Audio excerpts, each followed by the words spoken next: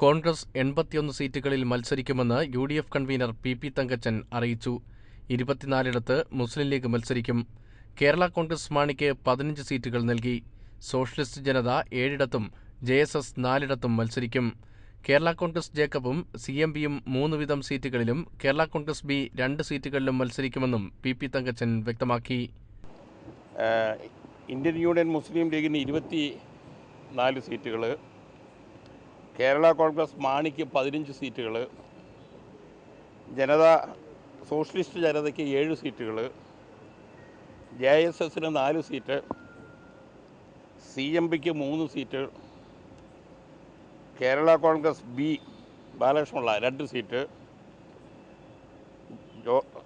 Kerala Congress Jacob 3 seat, RSP B 1 seat.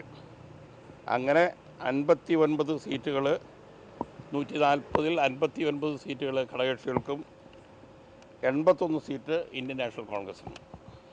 ഏതൊക്കെ സീറ്റുകളിലാണ് ഓരോ പാർട്ടിയും മത്സരിക്കുക എന്ന കാര്യത്തിൽ 18-ാം തീയതിയോടെ അന്തിമ തീരുമാനമുണ്ടാകും. സീറ്റുകൾ ഏത് എന്നുള്ള കാര്യത്തിൽ, ചില സീറ്റുകളുടെ കാര്യത്തിൽ തീരുമാനമായിട്ടില്ല. അത് 18-ാം തീയതി അവസാനമായി. അത് ഏതേത് സീറ്റുകൾ എന്നുള്ളതിനെ സംബന്ധിച്ച് അവസാനമായി തീരുമാനിക്കുന്നത് 18-ാം തീയതിയാണ്. എണ്ണത്തിൻ്റെ കാര്യത്തിലാണ് ധാരണയായിട്ടുള്ളത്. ജയ്ഹിന്ദ് ന്യൂസ്, തിരുവനന്തപുരം.